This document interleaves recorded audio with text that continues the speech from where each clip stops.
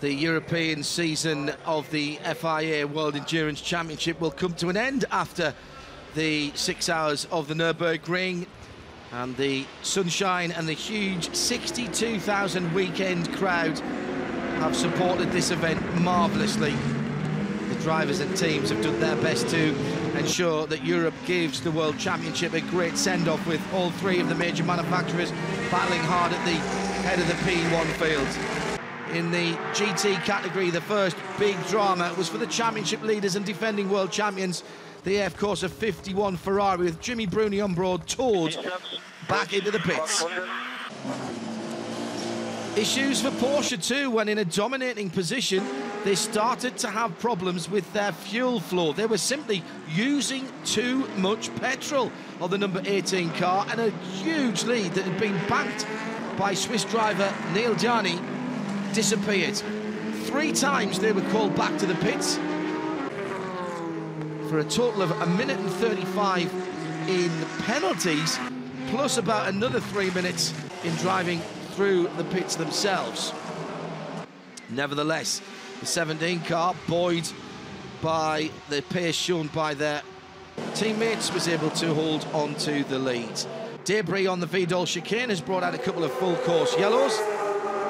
Romain Dumas finding trouble making his pit stop in the right place, and lots of thought going on down at Porsche.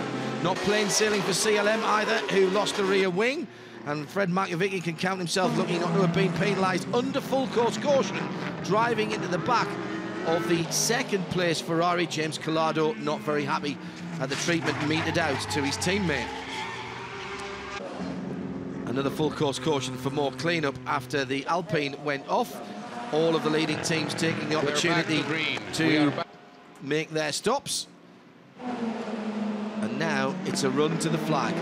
In the GT categories, it's been fast and furious. Aston versus Porsche versus Ferrari. And at the moment, it's a Porsche that leads the Pro class, but an Aston in the AM.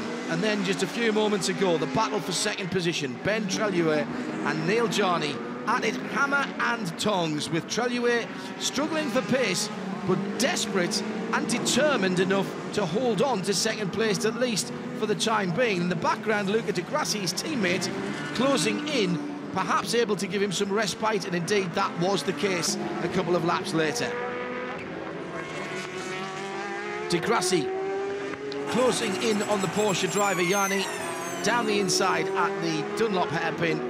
A couple of laps later, passing his teammate into second, and he's now got 5 seconds of a gap between himself and now Mark Lieb, who is being put into the car.